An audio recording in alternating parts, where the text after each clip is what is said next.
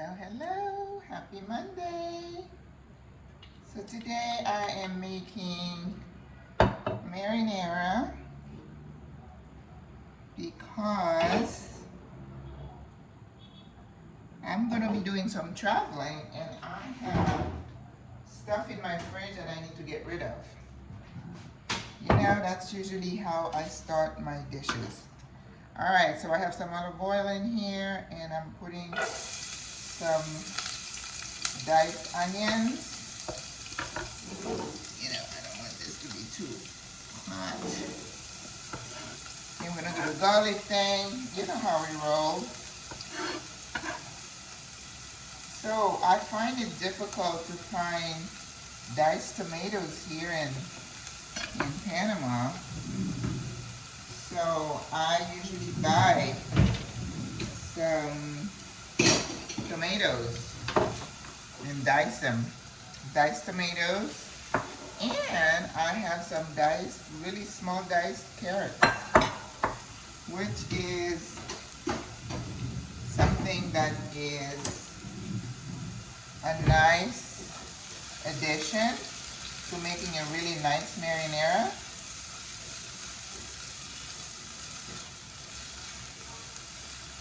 Gotta watch this stand. My phone stand has been acting up lately. You know, I'd be recording something and it would just pop out. Alright, so let me start. I'm using my presser today. Yeah, let's go ahead.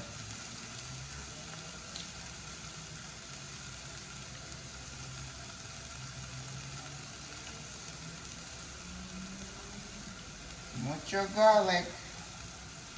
Love, love, love garlic, of course. If you know me, you know I don't use garlic powder. I don't know, I just don't like. Ugh.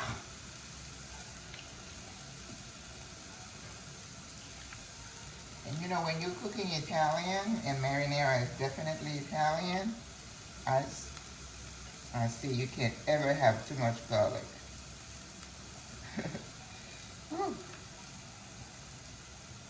The hair on my hands are gonna be singed.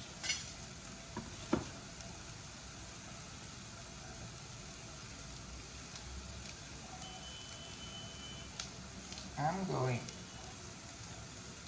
Yeah.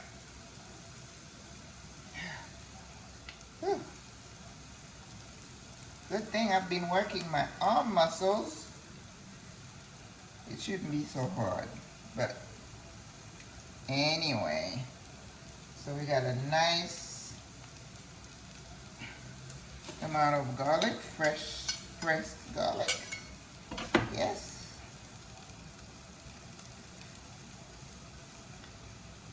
I hope this phone doesn't fall down.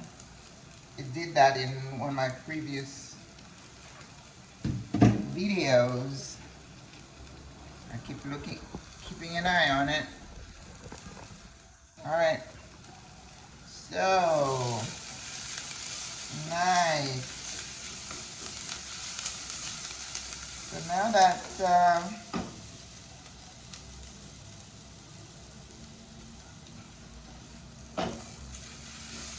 want to burn my onions, so we're going to go ahead and add the carrots. The carrot is just going to enhance the color that you're going to get with the marinara. Okay?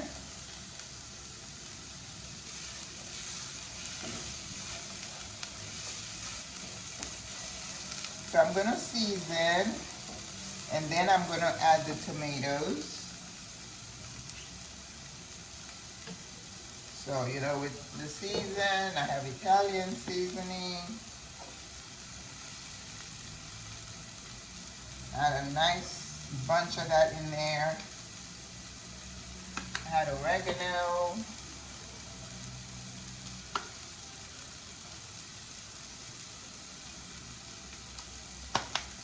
Okay, pepper.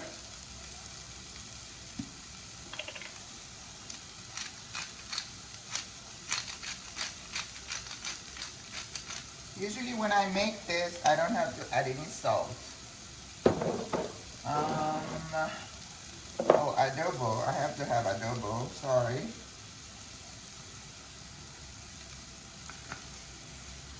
And we're gonna do a little bit of smoked paprika. I don't go home without those. I don't cook without those, which is what I meant. Okay. Now, if I had like a habanero, I would put it in here, but I don't. All right. So let's go ahead and add the tomatoes.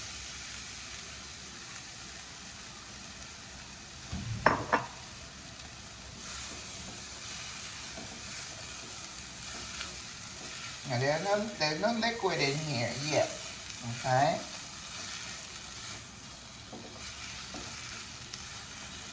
So what I'm going to do now is I'm going to turn the heat up a little bit, and then I'm going to deglaze with the white wine that I'm trying to get rid of.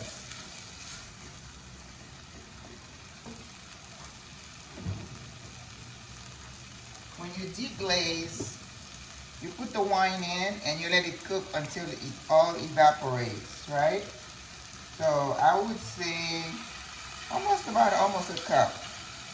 I still have plenty of that wine I'm trying to get rid of. So I guess I'll be having wine for the next few nights. Last time I had wine, it kind of kept me awake, which didn't make any sense to me. But it did. All right, we're gonna let this wine cook. And then I'm gonna come back when it's all evaporated. And then we add our tomato sauce. And then we will let it cook. Okay, be back. Okay, so the liquid is pretty much evaporated. So that's what you want. When you're deglazing, you want to make sure all the liquid is gone. So what I did also, I kind of mashed the tomatoes, and it's already, you know, nice and smooth. So now I am going to add my tomato sauce.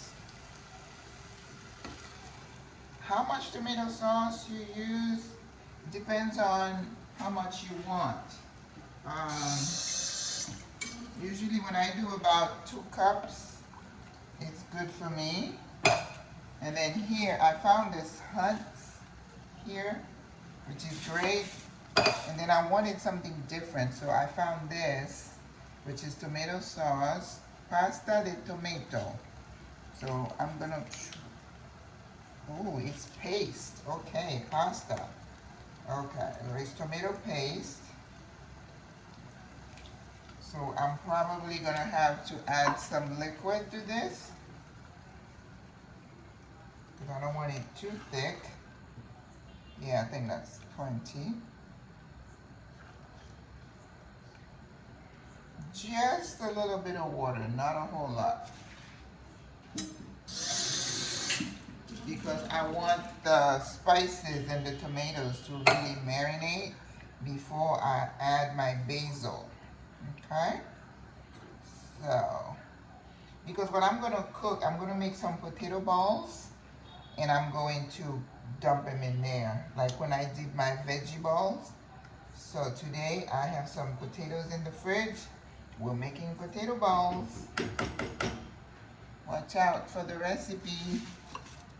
All right, so let's see. Let's have a taste.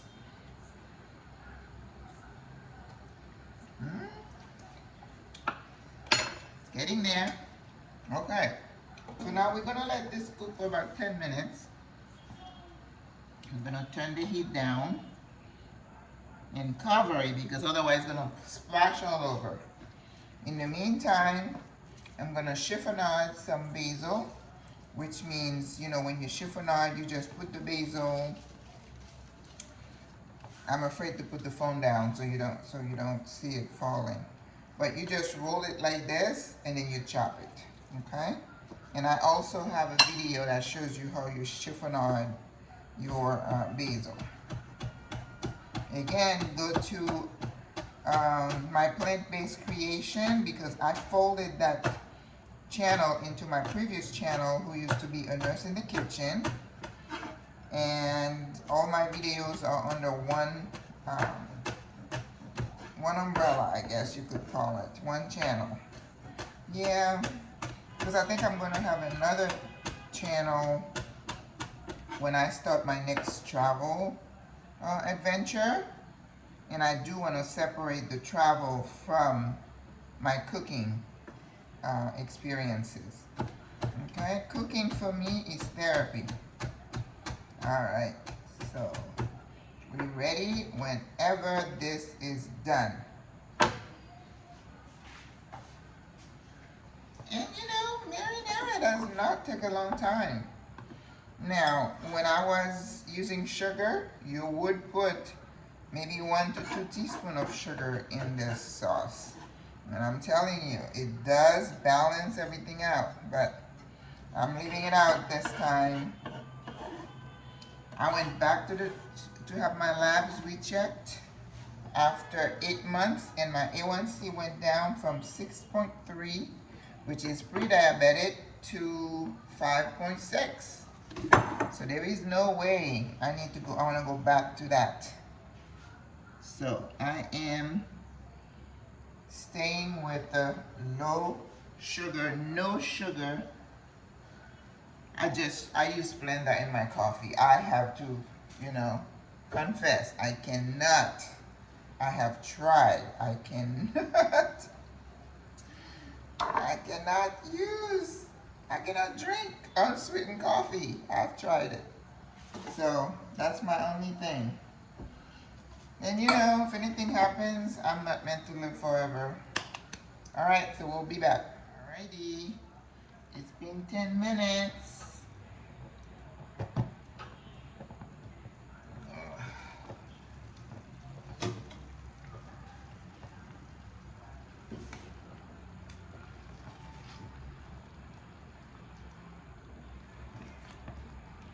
Okay, so now I am going to add my chiffonade basil. I love lots of basil. If you think it's too pungent for your taste, just use less. Do you? But it is essential that you have basil in your marinara. Otherwise, you're not going to have the flavor profile that you're looking for. Okay? So don't. I had to go to a couple of stores to find basil here. Not every store carries it, because I can imagine that they have a lot of recipes that use basil. I mean, cilantro and culantro are just abundant here. But let's see. Yeah, the consistency is just right. Ooh, don't splash me. It's perfect. I don't need to add sugar. And of course, it's tomato based. I don't need to add acid. I'm just going to put a little bit more pepper just because I love pepper so much. But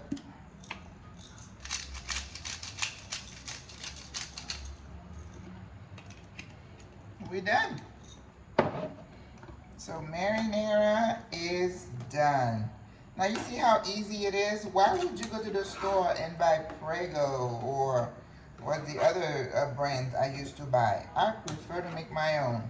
And then you can let this cool off and then get these little jars and put them in there, freeze them, and take them out overnight, put them in the fridge. When you know you're ready to use them, you just throw in some pasta. I put them in my soups. If you are cooking lentil, chickpeas, squash. So now I'm going to be making some potato balls, and I have sweet potatoes, regular potatoes, and squash. We're going to boil them, and then we're going to put them together, or roll them, cook them, and then throw them in there. Haha. Perfect. Okay, so always put your basil in last, because you don't want the basil to cook too much into the food, because you want that punginess to be popping. So it needs to be fresh. All right, turn it off. Hasta la vista.